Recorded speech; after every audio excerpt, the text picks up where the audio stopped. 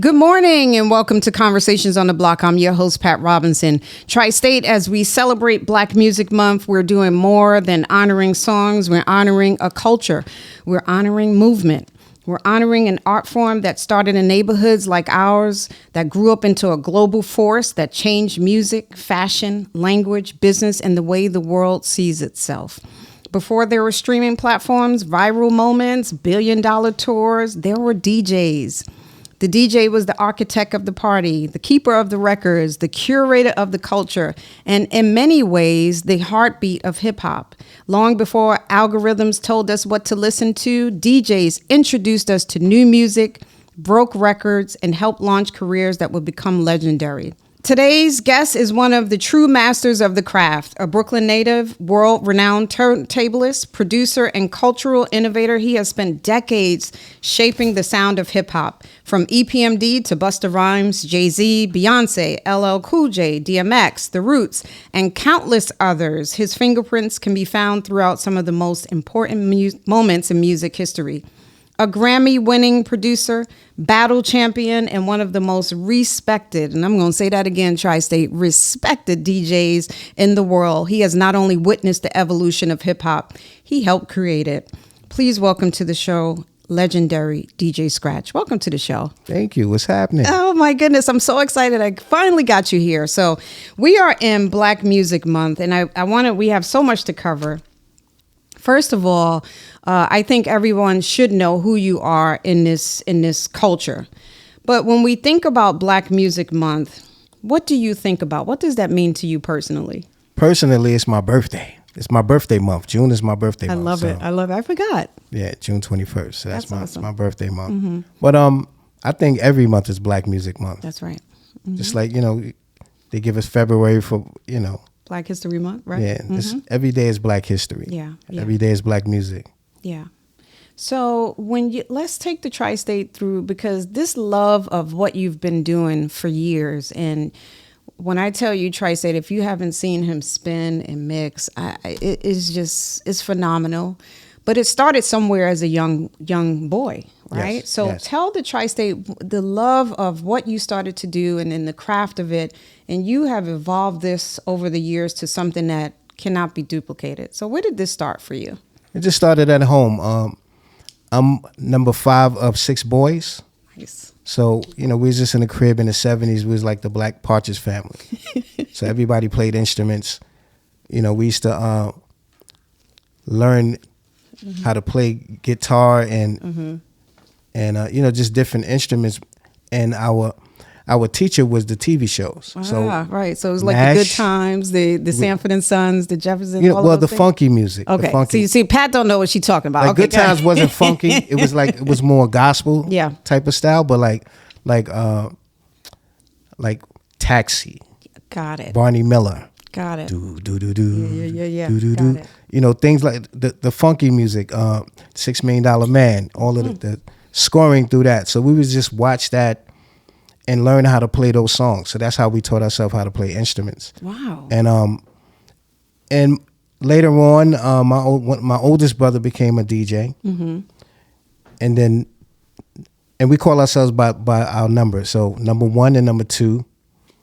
Number 1 started DJing. Number 2 just stayed with his instruments. Number 3 and number 4 stayed with their instruments. And you number 5? And I'm number 5. Wow. Number 6 wasn't really born yet at the time. But I just watched my older brothers, and just you want to do what your older brothers do. Right.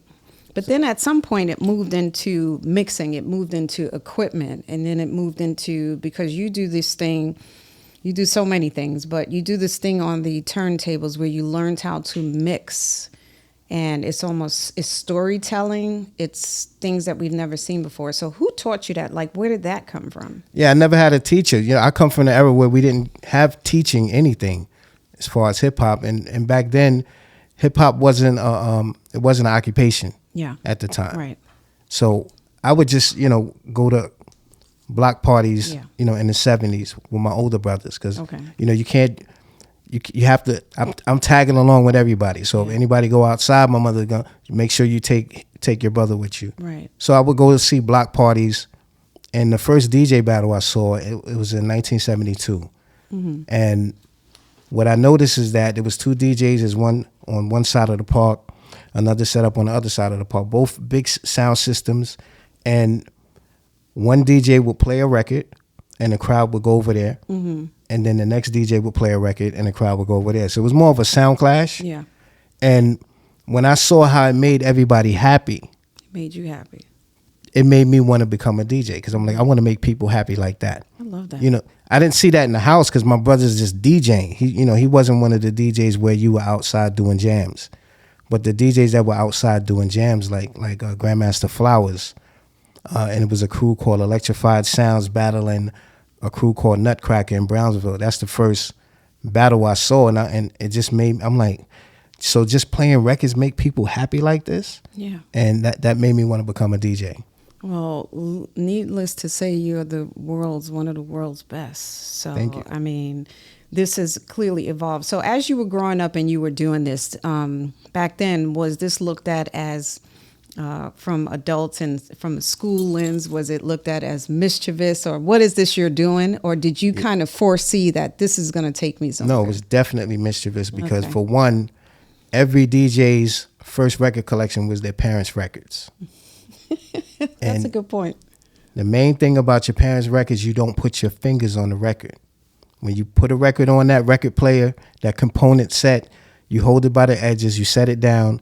You know the component set where you can stack like 10 records, That and they little thing drop in the off, middle? and Yeah. and it drops off. One whole album plays, the next one drop off. But you were never supposed to put your fingers on a record. So when my brothers were DJing, they never put their hand on the record. They would put their hand on the side. So if they're gonna cut and scratch, they just cut and scratch on the side like that. So I just followed what they did. But and I'm straying. I'm totally straying away right now from the question. No, I love it. Keep going, please. So I just watched them, and they wouldn't let me touch their turntables because I was the baby. So Meanwhile, they didn't know you had all of this power. yeah, ready but to explode I in the would watch them. I'll watch how he turned everything on, and when they leave, I'll go turn everything on and just do and get on the set. Yeah. And one day my brother caught me and went upside my head, but when he left, I got back on there again. Right. And then the next time he came in, he seen me on his turntables, but he didn't. He just watched me before he came in, and he startled me. I'm like, I'm sorry. He was like, no, keep going, keep going, and I kept going.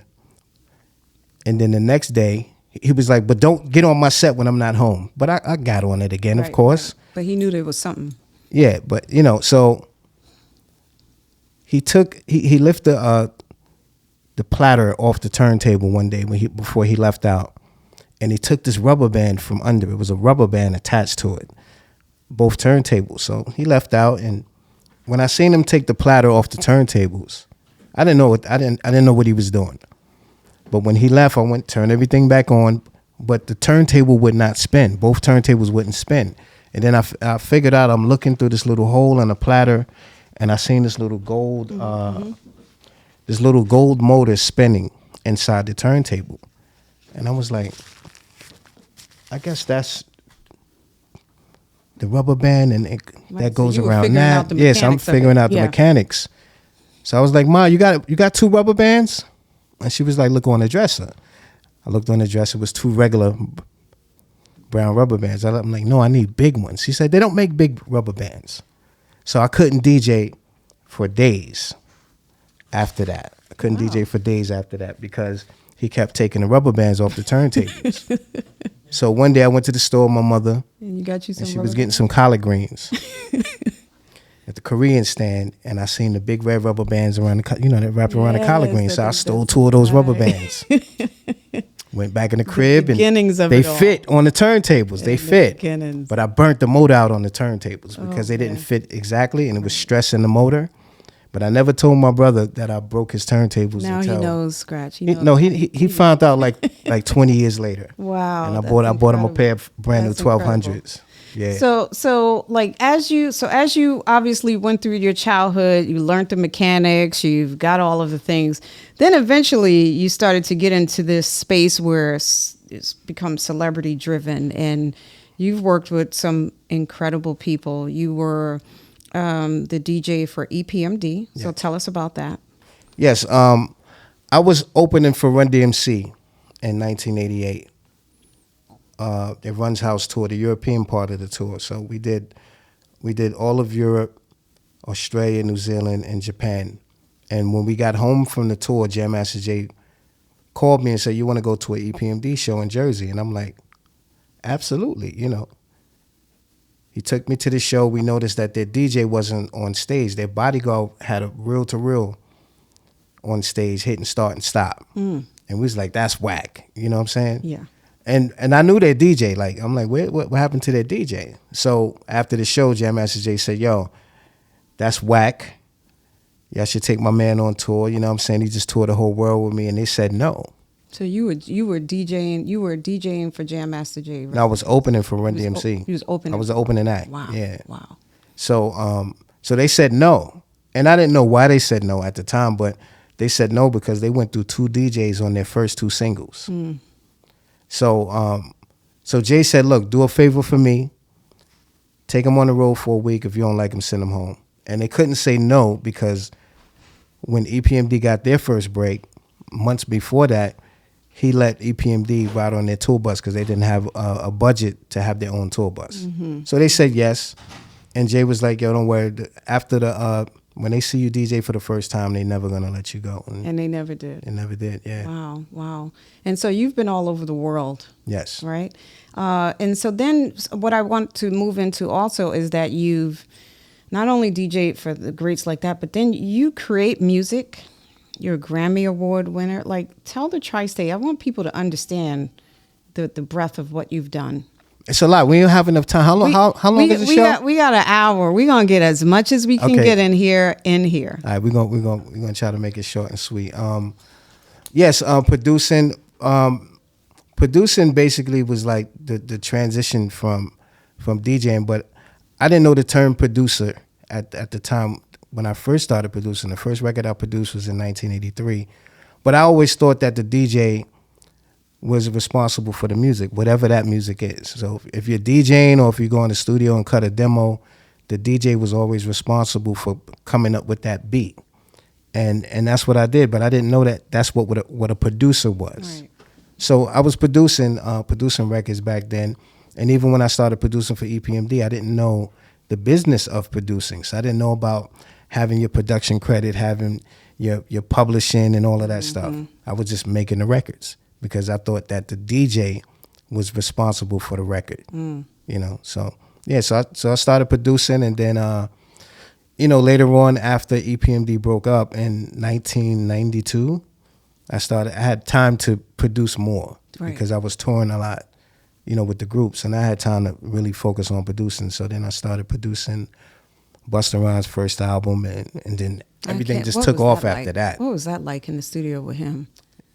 Just like how you see him on TV, on stage, that It's same just energy. like that. Yeah, it's the same thing in the studio too. Yeah, rambunctious. I like that, rambunctious. Yeah. And so, but behind the scenes, like to be trusted in that space, once one artist sees that you're producing, then there have become a whole lot of artists that have come to you for producing. Like, give us some of the folks that you have produced for.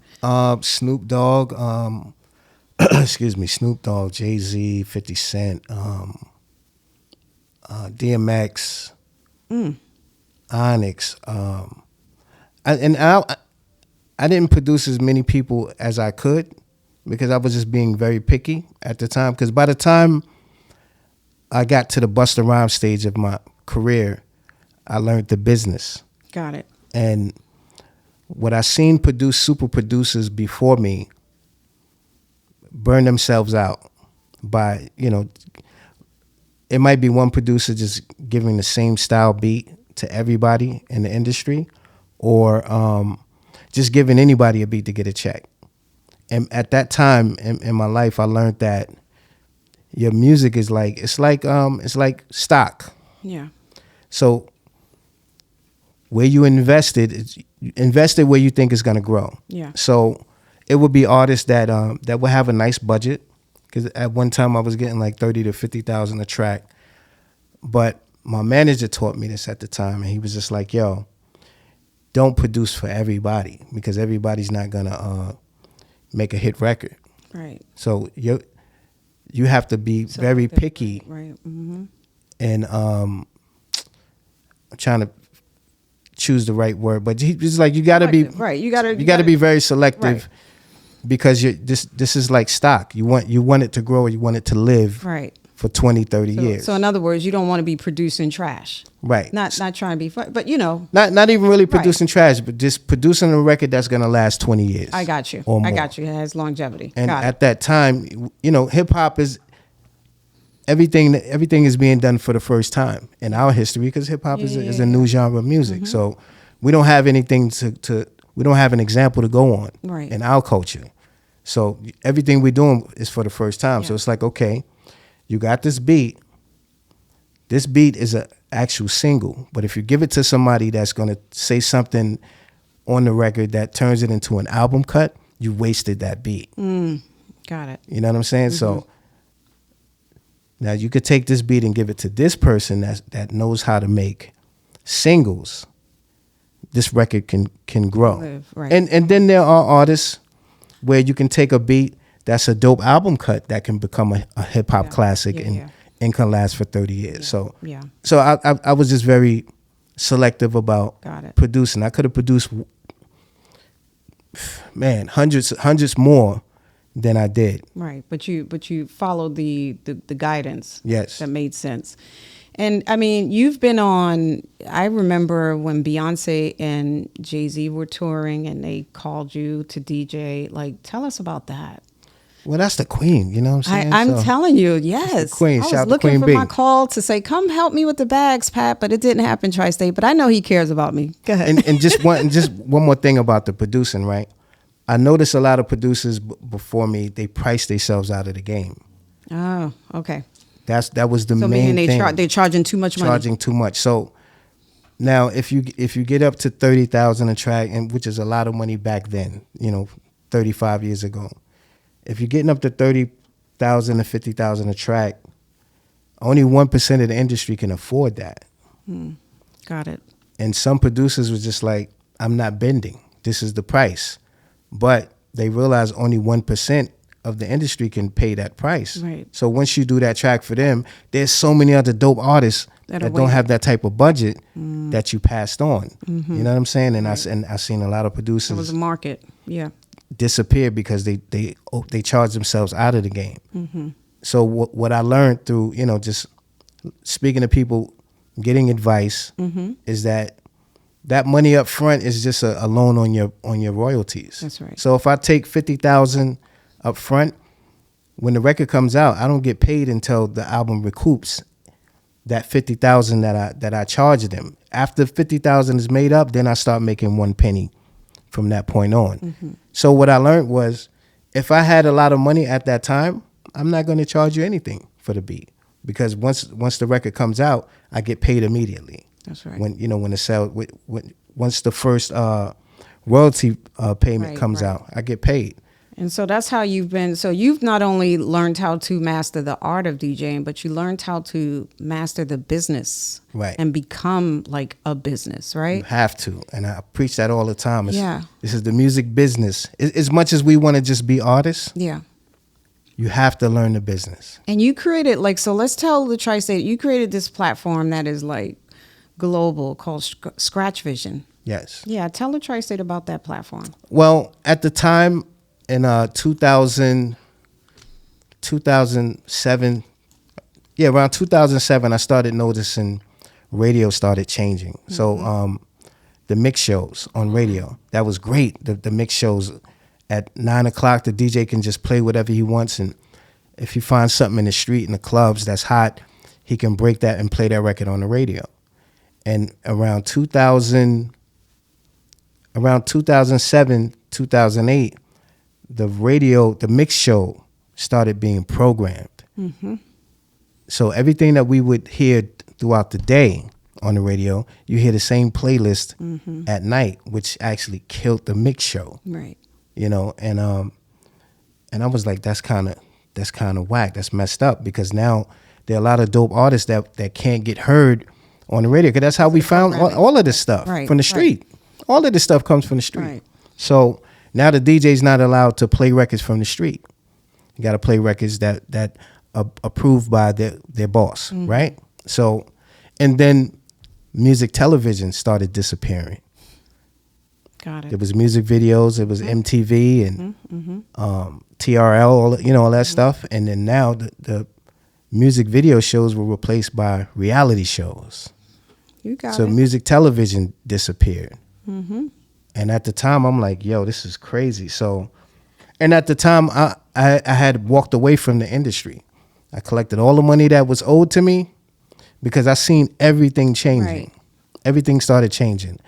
So I just wanted to just transition into something else. Musically. That's where you built. That's where you thought about your idea of Scratch Vision, building your own. Because I already built the website in '99. I built my own website, and I had my own community. Like I had a live chat room, and I would have like Industry Mondays. I would have like, rest in peace, Chris Lighty. He would come on Mondays, and he'd come in the chat room, and people would ask him questions. great. Then I would have different celebrities come in every Monday. So I had built the community online in '99. But when I started noticing how the mix show on radio had changed and started being programmed, and how music television started disappearing, Right. and the only thing left was Video Music Box, I was like, let me come up with an idea Yeah. That To- was smart. to combine the two. Like, create a radio station and a TV and a music video station, and And make it yours. and a podcast. You know what I'm saying? Because I had a podcast in 2006. When podcasting wasn't even as popular as it is Yeah, today. nobody really knew Right. what a Wasn't no podcast was discussion, back then. right. But yeah, my podcast back in 2006, I would do a show, or I would just do a mix. And once I uploaded into the podcast system, it would deliver the mix to anybody that was subscribed to my podcast in iTunes back then. So the mix goes up. Anybody in the world would get that mix at the same time. And I would get bookings all around the world because of that, because of that podcast, and do interviews and stuff like that. But fast forward, I wanted to combine radio, music, and music television, and connect it with the internet as well. Yeah. Because the internet is worldwide, radio is local. So, and Facebook was just starting to pop. Right. I think did Facebook even start then? I don't know. I if think it this is did. before Facebook. Yeah. I don't think it did. And definitely before Facebook Live. Anything live social media wasn't happening. So I built this site, and I built a social network. So it's like Facebook. You can have different friends. You can send a friend request, but you had a TV station in the middle and a live chat room.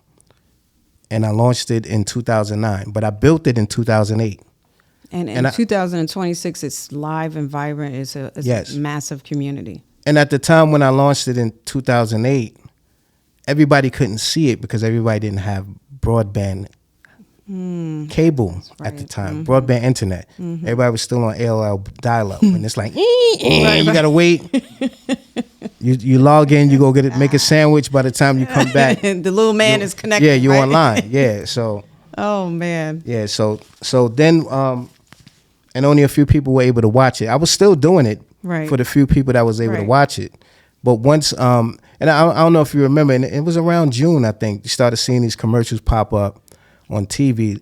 Make sure you get some broadband internet. I do remember because that. at such and such your Yeah, antenna yeah, won't work yeah. anymore. I do remember that. I So do. when I saw those commercials, I was like, oh, Yeah, you were they were forcing us in this next forcing stage. us to Yeah. have some type of broadband internet. So when that date happened, That's I when it went really live hit. again. Wow. And I made a whole promotion that day, and I went live again, and the numbers just spiked. Like I just seen all of these people in the chat, and when I went live, I said, everybody type in where you're watching from, and you just seen like Russia, this place, that place, but all over the United States That's amazing. as well. And That's just amazing. people in the chat, and I was like, and I gave a whole speech. Like Fab Five, everybody was in the chat watching because they're like, "What is this?" You know what I'm saying? And I just gave a speech. I was like, "Yo, music television disappeared. It's reality show. There's reality shows. Right. There's no more music videos. So you creating it. So I played a music video. I said, after this, I'll be right back. I played the music video. They're watching it, and you see everybody just in the chat. Just doing their thing. The music video came off. I came back on camera. I said, the radio DJ, the mix show DJ, they killed the mix show DJ. I said, so let me tell you what I can do here. Not only that I can play whatever I want, because this is my channel. Right. I paid the license to broadcast music. Wow.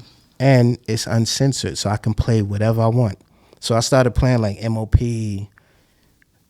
and everybody's just rocking. So I'm playing uncensored hip hop, and then I stopped. I was like, I said, I'm sorry. I keep forgetting the freedom that I have because I was playing through Serato. I can play vinyl. So I pulled out a stack of 45s. We're going to talk about that because you went on a tour doing the 45. So I pulled out a stack of 45s. And I just played 45s for the next 2 hours, and it broke the internet at that time. Yeah. Like it froze at that time. Wow. And we've been rocking ever since. Wow. And if you're just joining us, you're listening to Pat Robinson, Conversations on the Block, and we are talking to the legendary DJ Scratch. About a year or two ago, I believe that you went on tour across the country with Jazzy Jeff. Yeah, it was with the 45 thing. Yeah, it was right before the pandemic, actually, okay. 2019, and he wanted to do it. Jeff is not a 45 DJ, but he loves the culture. He see what we doing on Scratch Vision, and was like, "Yo, we should do a tour together." I'm like, "Let's make it happen," and it was very successful. Yeah, and people want to see me and him on the turntables. Yeah. Anyway, you know, Tri-State, have you ever seen DJ Scratch on the turntables? It's a mean thing. It's unprecedented. Yeah, it's unprecedented. Yeah, so it was dope. It was very dope. Yeah. So now, where did you learn? Because like on the turntables, one of my favorite things that you do is like when you start doing the boroughs and you start making the records, do the zip codes. I'm always floored by that. Yeah, I take Biggie's 10 Crack Commandments. He said 1, 2, 3, 4, 5, 6, 7, 8, 9, and I turn it into 3 New York City area codes. So I start with 212. And he's doing that with the records, like just mixing it, and you can hear it. 212. It's incredible. And I do it when I go to different cities, but it has to be an area code that doesn't have a zero, because it doesn't say zero on that record. You know what I mean? Right. Yeah. No, that's amazing. And so, what is it like? I mean, you've evolved through the music industry. You're still super relevant. You're getting booked all across the world. You're producing for some of the largest artists. They trust you.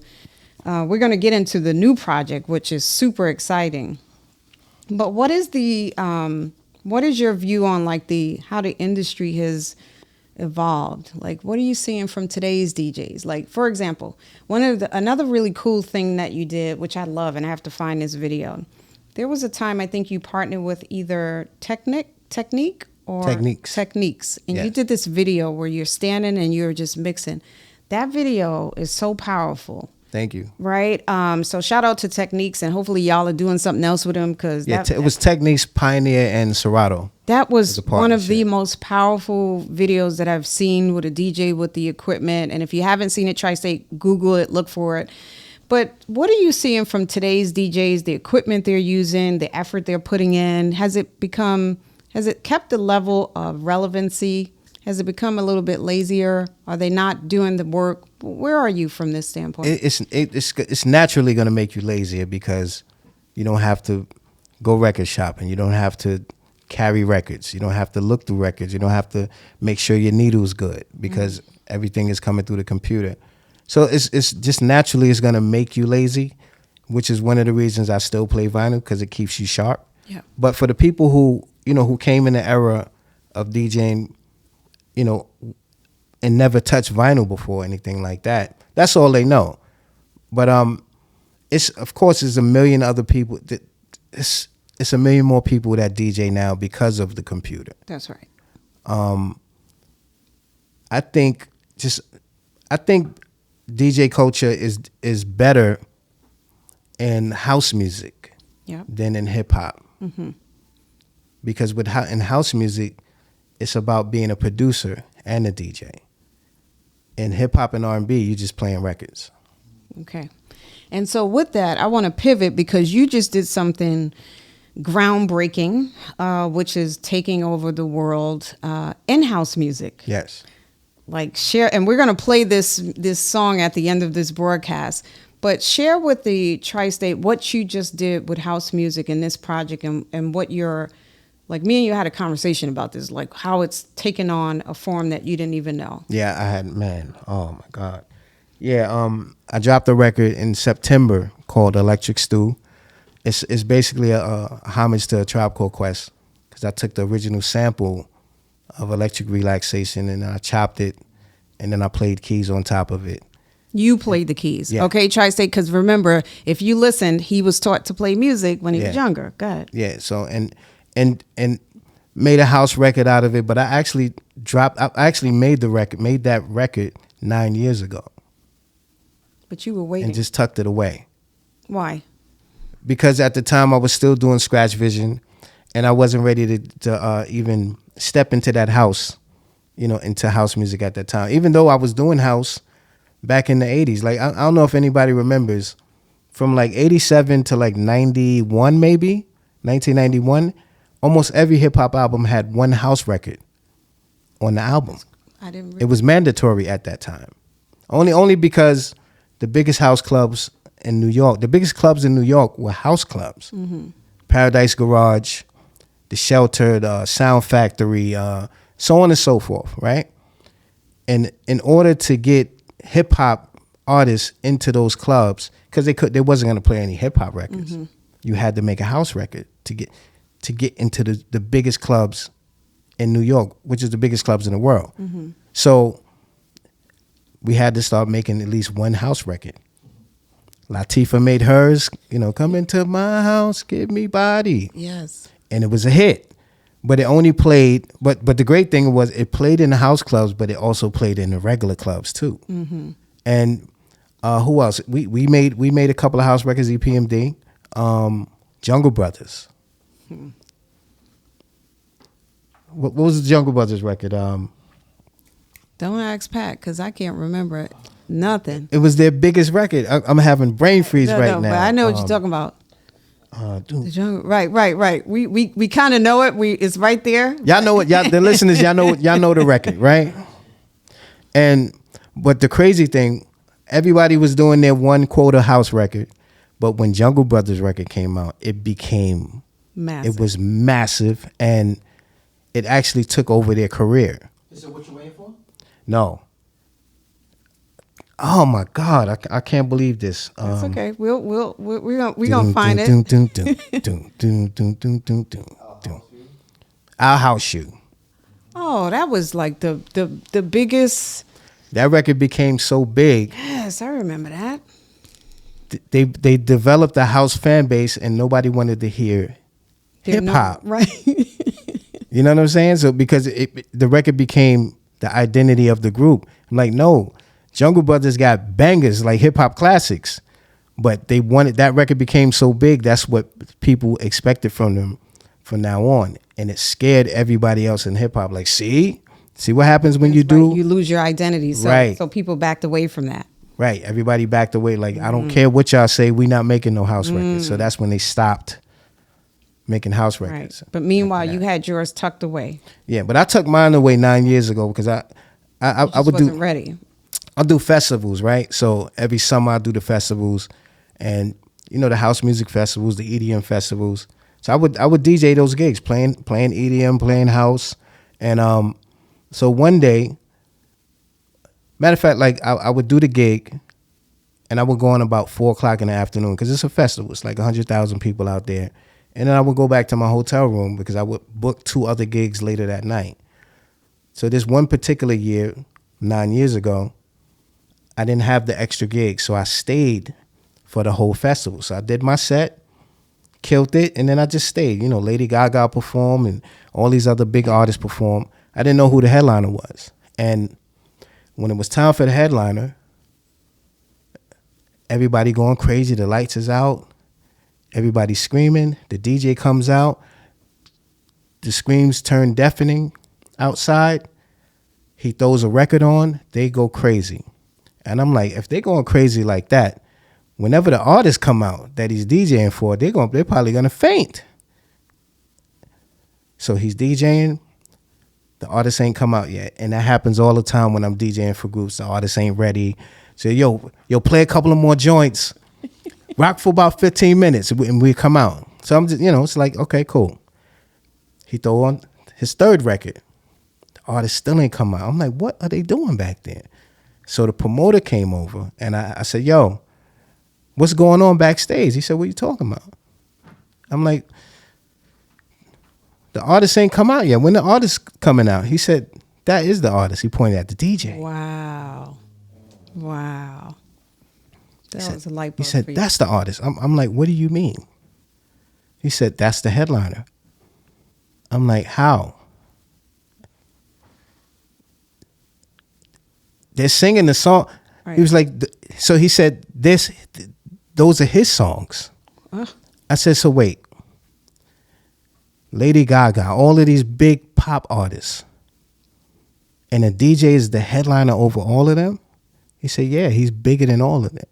Because he created this music. And I'm like, but I don't understand, how is a DJ playing records and that's it, and the crowd is just going crazy? So I'm like, I'm confused. He said, Scratch, what I paid you a nice amount, right? Mm-hmm. I'm like, yeah. He said, you're a DJ. He's an artist. I said, what's the difference? He said, you play everybody else's records. He plays his own records. And that was the aha for And you. I was like, that was the aha. I was still kind of confused. But it was the aha moment. So I'm like, okay. He said, but performance-wise, no DJ can mess with you. That's correct. On the turntables. Like, you got more screams. You got just as many screams as him. But you got to work harder. Because you got to think of transitions, and you working the mic, and, you making the crowd go crazy. He just got to play his records. He said, because he's an artist. So I'm like, and I'm still trying to understand what I'm watching. And he was just like, yo, if you want gigs like him and make the money he get, become an artist. And you're already a producer. You know how to make records. You made house records before. You just have to make your own records. And I was like, okay, I got it. You had that house music sitting in there from 9 years ago? So I went home and made that record. Electric Stew, which is out now on all platforms, which has now done what? It's like it's moving across the world fast. Yeah. And shout out to Louis Vega, Kenny Dope, Masters at Work, Todd Terry. They are championing this record for me. Like, they're playing it at all of their gigs all around the world. They're sending you videos they're sending me videos of them playing it. Terry Hunter actually put the record out on his label. So just shout out to all of the house kings around the world that are playing the records and supporting it. And so you are officially an artiste. Yes, and it feels good. I bet you it does. It feels good because I'll never be late for my flights. You know what I'm saying? That's right. I always got to wait. That's right. Because you are right. You are the person. Yeah. So congratulations. And so Electric Stew is just another extension of the great career that you've had, and that's doing, so I'm sure there's more to come, right? Yes, with the house music, right? Yeah, because once the record came out and it took off, everybody's like, yo, so you got to do an album now. So I'm like, I guess so, yeah. And I've been watching the videos. If you see how people are moving and the freedom in which they're expressing themselves around this music, it's phenomenal. I'm sure it's been like a little surprising to you too, just to see, right? Yeah, absolutely. You've seen a lot. Absolutely. And Kenny Dope is one of my best friends. Like, I go to their gigs and I see what they do. You know what I'm saying? But back then, and like 9 years ago, I didn't know that there was a switch where the DJ can be an artist now. Right. You know what I'm saying? And then what I learned after that was, so I'll give you a quick example. If I made a record right now featuring Mary J. Blige, an R&B record, and it becomes the biggest hit record out at the time, right? It's playing on all the radio stations. You play it in the club, it's banging in the clubs, but I can never get booked for that record in the black space, in hip hop and R, not black space, but in the hip hop and R&B space. I can't. It's DJ Scratch featuring Mary J. Blige. I can't get one booking because of that record unless Mary's with me. Oh wow. That's how it is. Wow. So, like, yo, DJ Scratch, he got a big joint with Mary J. Blige. All right, is Mary gonna be with him? Nah, Mary ain't gonna be with him. Okay, so what we booking him for? That's how it is. That's how it is. But in the house space, the feature doesn't matter. It's a cherry on top bonus, but they don't care about. It's not gonna determine you getting booked or not. Right, because So they want the product. They want the music. DJ. Right. The DJ is the artist. So it's just like, if I got Mary on it, it's like, okay, we still gonna dance anyway. Right, you know what I'm saying? Right. We want to see Scratch, and whatever he played, we just gonna rock with it. And that's the difference between the hip hop and R&B space and the house music space. Yeah. Thank you for sharing that. We got a few minutes left, but I do want to shift, and then I'm gonna go back. You had the privilege while he was still alive to work with D'Angelo. Yes. With the Swiss Beats. What was that? Versus. Yeah. And that was very special. That was Yeah. very special. Tell us what that was like. I remember texting you. I'm like, oh my gosh, like it was just really special. And God rest his soul. But we recently lost him. Yeah. Tell us what that was like. It was working with mayhem. him. It was mayhem. Mayhem, because at that point he had not been out and Right. performing, so it was like this evolution of D'Angelo again, and we were very excited to see it. Yes. He wasn't mayhem. It was the whole situation was mayhem. I actually talked him into doing it. Wow. So I'm on the phone with him one day, and I'm like, yo, it'd be crazy if you do verses. And he was like, word, you think I should do it? I'm like, yeah, it'll be your introduction to coming back outside. You know what I'm saying? He was like, but who would I go against? I said, Maxwell. Come on, man. Right. You versus Maxwell on Valentine's Day? That'll be crazy. And it was. So he was like, yo, that's crazy. It's like, all right, cool. He said he'd do it. I called Swiss. You never guess who I got for verses. Who? D'Angelo. What? Swear, got D'Angelo. We got to get Maxwell now. We got Maxwell. So it's set. D'Angelo versus Maxwell on Valentine's Day. And I can't tell you all the details, but Maxwell backed out because of like, you know, some money. Okay. Right?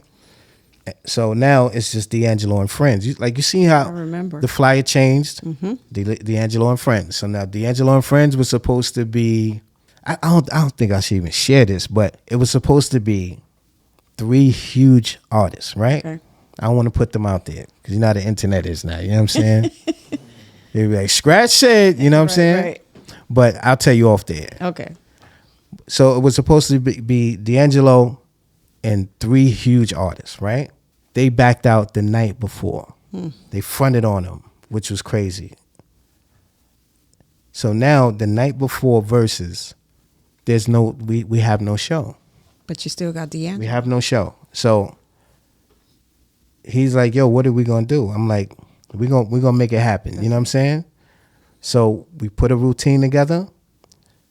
I said, I'm coming up with transitions. So he's playing on the keyboard, like, and this is the crazy thing. I have this on video. I haven't shared it. He was playing the keyboard. He's playing the Rhodes keyboard and the bass guitar at the same time. So he was playing the bass and playing the keys at the same time. And if you go and watch that verses, I was playing one song and I blended in the original sample of Nas' "The World Is Yours," and then he started. I'm like, play this. So I was coming up with different transitions, for him. So we worked out a show, right? So the day of verses, I'm like, I still want to have at least one guest for him. You know what I'm saying? Everybody fronted on him. So I called Jeff Robinson, Her's manager. So I'm like, yo, you think Her would come and do verses with D'Angelo? Like, as just come as a special guest? He was like, hell yeah. So we called her, and she was like, D'Angelo? absolutely. Where I gotta go? Wow. When? It was like today. She was like, all right, cool. So she got her glam squad ready. What time you need me to be there? She was there early, ready. Respected. So I told her, I said, it's going to be a surprise because I know he's a big fan of yours. Wow. And she said she never met D'Angelo, and he's one of her Right. biggest artists, favorite artists ever. So I put her in another dressing room on the other side of the Apollo. And I said, when I'm ready for you to come down to the stage, I'm going to text you. Just walk out on stage with your guitar. And that's what you see. So when you see the reaction when she comes out on stage, that's his real reaction. He didn't know she was there. So everything that happened was was on the fly. Yeah. Wow. And then I called Red and Meth, and they came. You know, it was my brothers. So, boom, they pulled up. That's amazing. So for the Tri-State, you've got a huge following. Over the last several months, you have taken on a personal wellness journey where you focused on exercising. You've been very adamant about making sure to take care of yourself. And I would imagine that is on the heels of us losing quite a few people in the industry. You know, Mr. C, Fat Man Scoop, others. So how important is that, you know, with all of the work that you do, flying around the world, hotels, the ability to eat wrong and not take care of yourself and do all those things? How important? Because you're very healthy. You look very healthy. I'm getting there. I'm getting there. Okay. I mean, it's working, but you look healthy and well, but you developed a consistency around that. Yes. So how important is that? It's very important. If you notice, most DJs are heavy. I'm not going to say fat, but most DJs are heavy because we work late and we eat late. And then we go to sleep. And we've lost a lot of people. I've lost a lot of people personally. I just lost somebody last week, just had to bury. And what I've noticed is that, what I've realized is that the older we get, the more we have to work out. And when you see people that are 70, 80 years old and they don't really have mobility, it's because they didn't work out in their 50s. So you have to work out in your 50s to have a better quality of life in your 70s and beyond. Yeah. No. So I'm just telling all my friends. I tell all my friends, but I post the videos for they inspiration. are inspiring. Yeah, to inspire, I'll be like, let me put this cupcake down. Here he go again, working out. Let me put this little cinnamon bun down. But no, it is very inspiring, and it's a reminder that we should take time in the midst of everything that we're doing to take care of ourselves, for sure. Yeah, and I always say, like, I'm not in shape yet, but I'm working on it. I'm not doing it from a fitness guru type of cat. I'm just doing it I'm just like you. Yep. I've just started before you. Right. You know what I'm saying? So that's awesome. Yeah. So you are someone that obviously many people would love to have in there. First of all, thank you. So let me tell you, Tri-State, I used to be a big fan. I still am a big fan, even though he's sitting here. We used to work together at a previous radio station. And I had my office, and every time I would see him come in, I'd be like, I want to say hi to him, but I don't know him. And then eventually we started talking, and every time DJ Scratch would come to the station, he would come in and sit down and chat. And you've just become a true friend that I appreciate, respect. But also, like, I realize the magnitude of who you are. So, like, when you're traveling, what is that like for you? Because, like, thousands of people know you. You know, you're dealing with hotels, people's fans, this, that, the other. Like, how do you maintain your peace and calm about what's important to you when you're moving around? Like, getting things in order. Because, like, I know it's an importance, especially with me when I'm doing things. Like, stuff got to be in order. Yeah. Well, I have OCD, so it has to be in order. It's by default. You know what I'm saying? But, just traveling and traveling different hotels and stuff like that. Like, when I started touring when I was 15. Amazing. I'll be 58 probably when this show airs. So all of the, hanging out late and all of that stuff, I did that before I turned 22. I went around the world at 19. So I've done it all a long time ago. So I do my gig and I go back to my hotel room. Right. You get your rest. Yeah.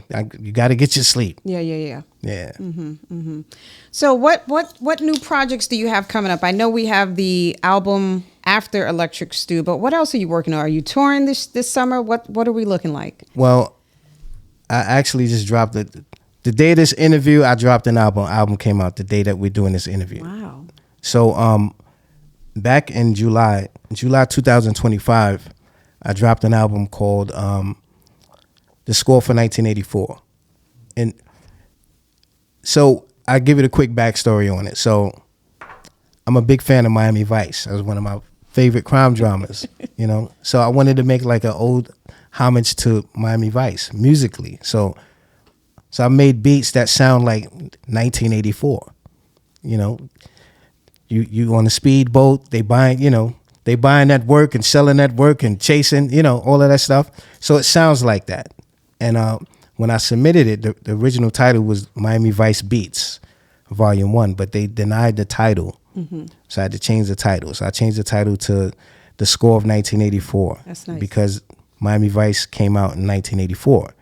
So it's just some vibe, you know, sound. Yeah. It can be, you can put the music on Grand Theft Auto, you can put it. I love it. It's just a soundtrack to the 80s. It's not hip hop. It's just, you know, synth wave electronic, just groovy music. And when I dropped it, I submitted it to the Grammys. Once the Grammy submission came up, and they accepted it for consideration for a Grammy. So part 2 dropped today. Come on now. So now it's The Score 1985. And the subtitle is If the Weeknd Was Here. So, you know, the singer The Weeknd, because he's the only artist that sings over that type of 80s synthwave music. Mm-hmm. So that dropped today. Wow. Okay, you heard it, Tri-State. So what does the house look like with the Grammys? I'm sure there's a lot of awards and accolades. Yes, they're on the floor because there's not enough room on the wall. Come on. I'm not fronting, but I believe it. They're on the floor. I believe it. Do you take time to reflect about your career? Not yet. Okay. Not yet. Because you're still in it. You're moving. I'm still in it. You're taking care of business. Yeah. I don't want to look back yet because I'm not done. Come on with it. I think when you look back, it's just like right. You get comfortable. Like, right. Oh, I did a lot. You know, I did it. But you're still doing it. Yeah. How do you feel when you go in front of stadiums, because you perform in front of hundreds of thousands of people? What does that feel like for you? Is that like an electrical energy that goes through your body? I can't even imagine. Yes. And you make people dance. Yeah. My voice hasn't changed since I was 17. It's hard to order stuff on the phone by credit card because it sounds like I'm scamming. You know, when they ask for ID and date of birth, like no way. You know, you give them the date of birth. But this is just me every day. Yeah, laid back, quiet. But when I'm on that stage, it's a complete. You're in your zone. Different animals. Just like Michael Jackson, he's quiet. Yes. But then when he's on stage, he's a monster on that stage. So the more people, the more excited I get. Well, I have been witness to this for many years, and I got to tell you, it takes us to another level what you do, and you know, it's just such a joy to watch. Is there any documentaries in the future? Yes. Okay. I'm writing a book right now. Good. The documentary will come from the book. Okay. All right. Now tell me. It's hard to write. It's hard to write. Well, is it hard to write it because you don't have the time? No. It's hard to stop because you're still working. Love that though. So it's hard to, like, I'm going to have to do volumes because if I were to put the book out, let's say I would put the book out in 2019, everything that happened great after 2019, it's not going to be in the book. Right. You know, so it's hard to stop. It's easy to write a book once you're done doing whatever you're doing, because then you can just, and just write it down. But it's hard when you're still in it. Wow. How has my last question before we close is social media, like, what do you feel like we're doing? How's that doing with streaming? Do you feel like it's helping us? It's hurting us in the music space? Streaming platforms is killing us. It has killed, oh my God. Like Spotify, and the crazy thing is, like, when these streaming platforms set their rates per stream, they never had a conversation with the artists. Mm-hmm. So it's just like, if you make clothes, right? You're a designer, and you give it to somebody to sell. They don't even tell you how much they selling it for. So you're like, we're gonna sell this for like 2 pennies. Right. Meanwhile, you done spent $500 Yeah. per unit to make that one item. They're selling it for however much they want to sell it Right. for, and didn't even Consult. consult you. So that's what's going on with the streaming platforms. And I just say, to anybody that's still putting out music, the streaming is basically promotion for your product. You're not going to make no money off of the streams, but you can make money from the streams. Use the data to get your music out there. So Got you're not going to make money off it, but sell before you stream. Sell your music directly to your fan base, and then put it on the streams, and the streamer will get it places where you can't. Yeah. And then target those people as well. I love that. I love that theory of selling it in the spaces yourself. Similar to like my book. I have my book on my website first before I Right. have it on all of these other That's websites. where I bought it from. All right, because he supports me. Okay, as we close, speak to the young aspiring artists, DJ. There's a lot of young people that listen that are trying to follow this path. What would you like to leave for them to think about or remember? I would like to leave for them, build a fan base and connect directly to your fan base. Because the streaming platforms are going to kill you. They're going to, just real quick, before streaming, right? When I get a royalty check, I know how much the check is going to be in that envelope by the thickness of the envelope. So if the envelope is like 2 inches thick, that check is going to be it's going to be at least $100,000 for that check for that pay period. That same thickness of the envelope now during streaming, you might get $5,000. Wow. Because of the stream. Because of the streaming. So I would say to the artists today, the younger artists, connect directly with your fan base. Don't just go back and forth with them on social media. Get their email addresses. Sell directly to them. That's very smart. And hopefully you're listening to that Tri-State. Tell people how they can follow you. I'm sure they are already doing so, but just for those who may not be following you. You can follow me on Instagram at DJ Scratch, Twitter at DJ Scratch, Facebook. Scratchvision.com. Scratchvision.com. I'm still on MySpace too. I'm not laughing, but no, that's I'm still on cool. MySpace. Are people still there? There's 20 million users on MySpace Shush right the now. front door. Are you serious? MySpace.com/DJ Scratch. Go on there right now. I'm going to set up an account on MySpace.com. Are you serious? There's a Yes. MySpace still active? Yes. I didn't realize that. Okay, we gonna bring this back. I'll tell you something quick about MySpace was the best social media platform because it was the only one with a music player on it.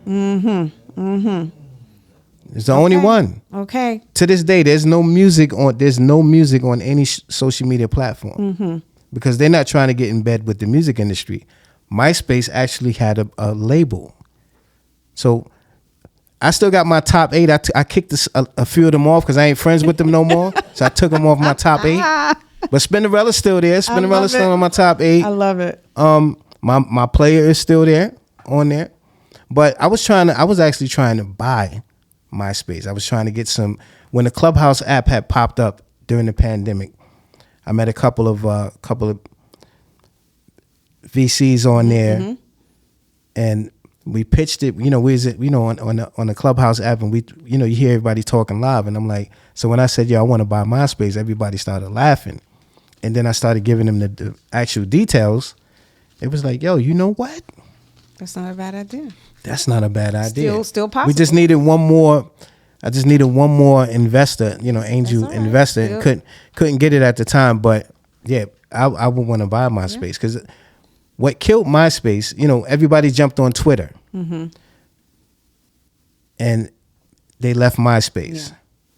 What killed MySpace is people started learning copy and paste. Okay. So Once you learn how to copy and paste, it was over shortcuts. because you'll go on your MySpace page and you have your music playing automatically when you get in it, but then you'll hear some other music on your page because somebody figured out how to copy and paste and put it on your page. Yeah. That's what killed it. So it was too much spamming. But what could have saved MySpace is they never made an app. Twitter was an app. Twitter wasn't a website at first. It was an app. And people are now like on their phones on Twitter. Doing the thing. MySpace, you had to go to your computer. Yeah. But Twitter, you can be anywhere on it. And that's what really helped put MySpace into the ground. But if MySpace made an app, and that was my pitch. Yeah. Like if we make an app and have the same setup, and survive and thrive. it would kill everything that's going on right now. Yeah.